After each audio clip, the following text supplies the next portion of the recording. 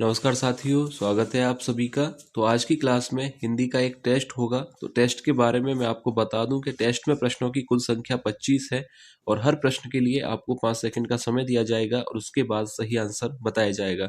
तो चलिए ज़्यादा समय न लेते हुए आज के टेस्ट को शुरू करते हैं और देखते हैं टेस्ट का पहला प्रश्न। तो देखिए, पहला प्रश्न है, न वर्ण का उच्चारण स्थान क्या है? ऑप्शन ए कंठ, बी तालु, सी दंते या ऑप्शन डी मूर्धा। तो आप अपना आंसर सोच लीजिएगा कि न वर्ण का उच्चारण स्थान क्या होगा।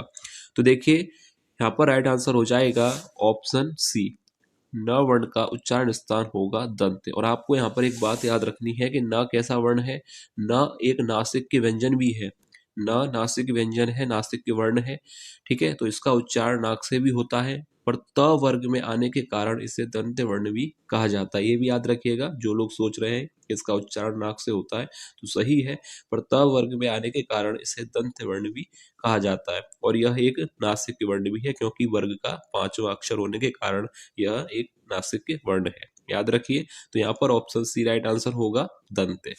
नेक्स्ट क्वेश्चन है, विसर्ग का प्रयोग कैसे शब्दों में होता है? ऑप्शन ए तद्भव, बी तत्सम, सी देशज या ऑप्शन डी विदेशी। तो देखिए, विसर्ग का प्रयोग किन शब्दों में किया जाता है?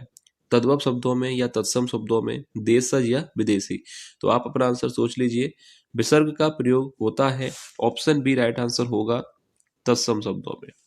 ऑप्शन बी यहाँ पर राइट आंसर हो जाएगा कि विसर्ग का प्रयोग कैसे शब्दों में होता है, तो राइट आंसर होगा तत्सम शब्द। नेक्स्ट क्वेश्चन है, जिन स्वरों के उच्चारण में जीवा समान अवस्था में रहती है वह कहलाते हैं? ऑप्शन ए अग्र स्वर, बी मध्य स्वर, सी पश्च स्वर या डी प्लुत स्वर।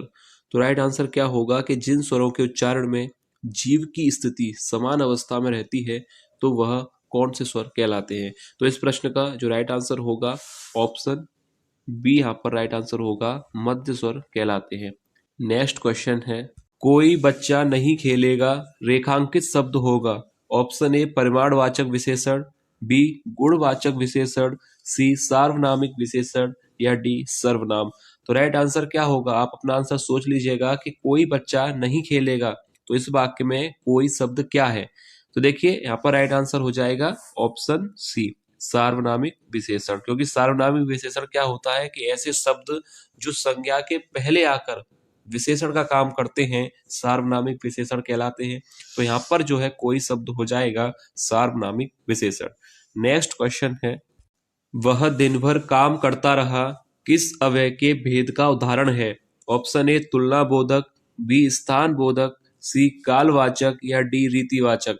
तो राइट आंसर क्या होगा कि वह दिन भर काम करता रहा में दिन भर जो शब्द है वह अव्यय के किस भेद का उदाहरण है? तो राइट आंसर हो जाएगा यहाँ पर कालवाचक। कालवाचक क्यों होगा? क्योंकि जिस शब्द से क्रिया के होने के समय का बोध होता है वहां पर कालवाचक क्रिया विशेषण होता है। तो दिनवर जो शब्द है वह कालवाचक क्रिया विशेषण होगा। तो यहाँ पर ऑप्शन सी राइट आंसर हो जाएगा। नेक्स्ट क्वेश्चन है, कौन सा क्रिया विशेषण रीतिवाचक नहीं है? ऑप्शन ए थोड़ा, बी ऐसे, सी कदाचित या डी अचानक। तो राइट आंसर क्या होगा? आप अपना आंसर सोच लीजिएगा कि कौन सा शब्द रीतिवाचक क्रिया विशेषण नहीं है। तो राइट आंसर यहाँ पर हो जाएगा ऑप्शन ए थोड़ा। क्योंकि थोड़ा क्या है? परिमाणवाचक विशेषण है, याद रखिएगा, परिमाणवाचक क्रिया विशेषण है थोड़ा।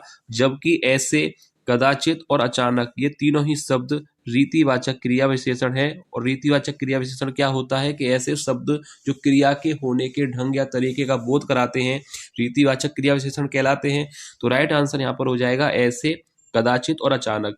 थोड़ा यहाँ पर होगा परिमाणवाचक क्रिया विशेषण, ठीक है। नेक्स्ट क्वेश्चन है, पीली साड़ी दुकान से खरीदी है, इस वाक्य में विशेषण तथा विशेष से आपको बताना है कि इस वाक्य में विशेषण क्या होगा और विशेष से।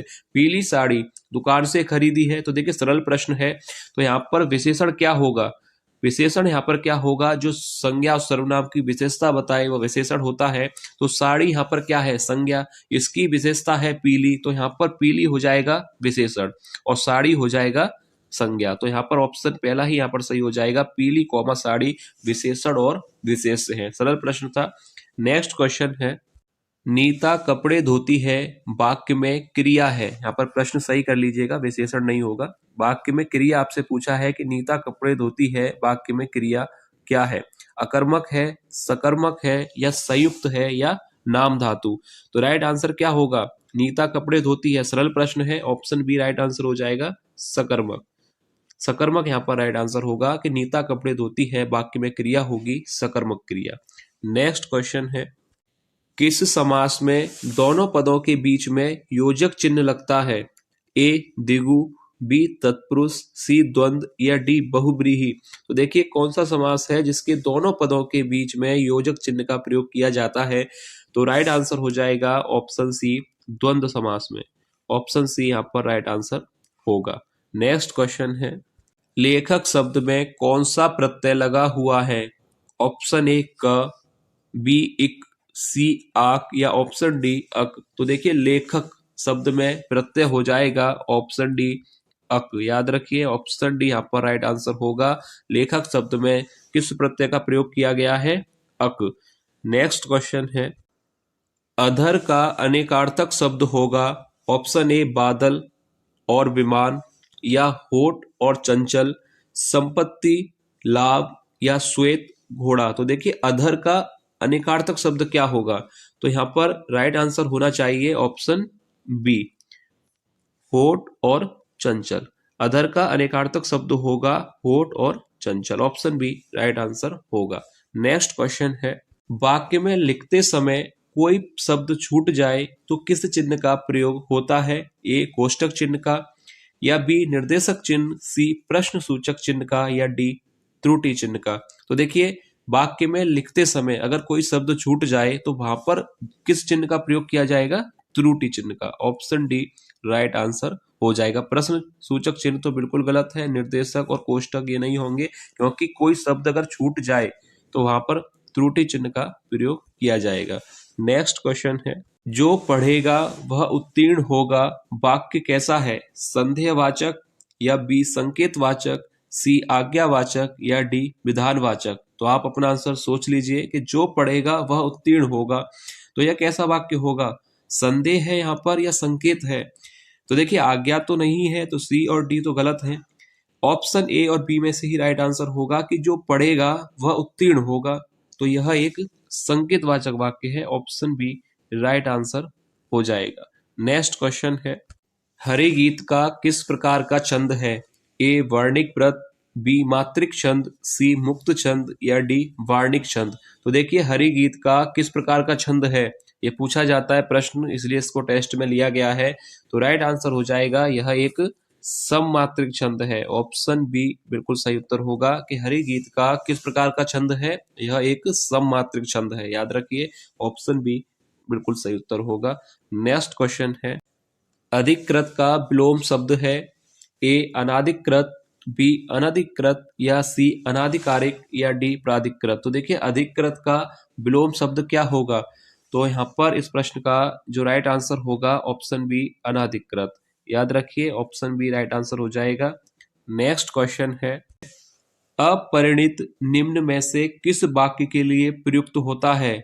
जिसका परिणाम ना निकलता हो, या जिसका विवाह ना हुआ हो, या जिसका विवाह हो चुका हो, या जो देखने में प्रीतिकार ना हो?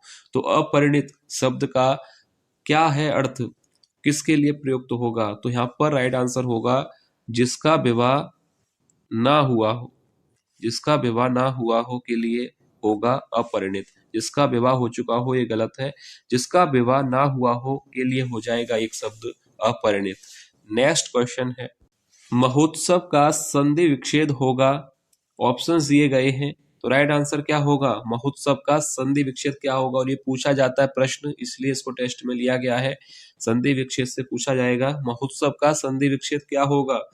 तो राइट आंसर हो जाएगा यहाँ पर ऑप्शन कौन सा सही होगा? सी महा प्लस उत्सव यानी महोत्सव।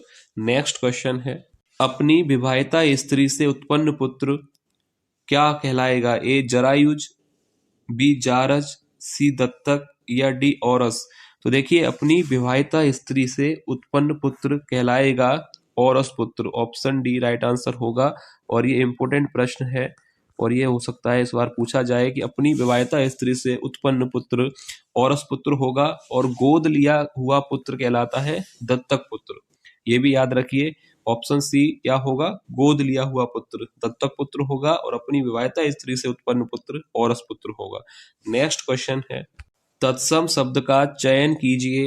ए निद्रा, बी कान, सी बंदर या डी मोर। तो तत्सम शब्द का चयन करना है, सरल प्रश्न है। तो राइट आंसर हो जाएगा ऑप्शन ए निद्रा। निद्रा तत्सम शब्द है।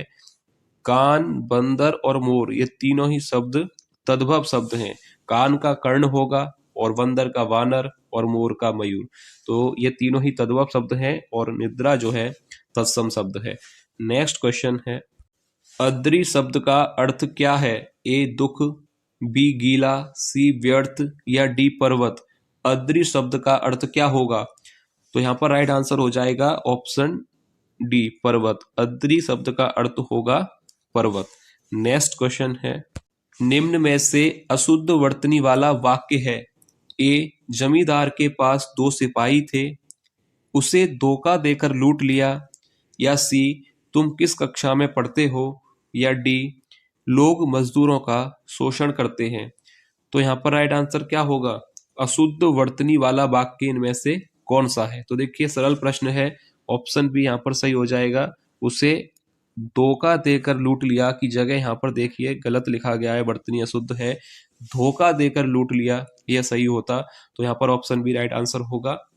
नेक्स्ट क्वेश्चन है, अनुराग किस रस का स्थायी भाव है।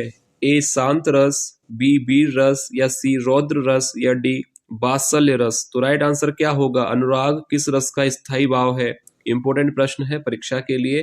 तो राइट आंसर हो जाएगा ऑप्शन डी वात्सल्य रस। अनुराग किस रस का स्थायी भाव है, वात्सल्य रस का।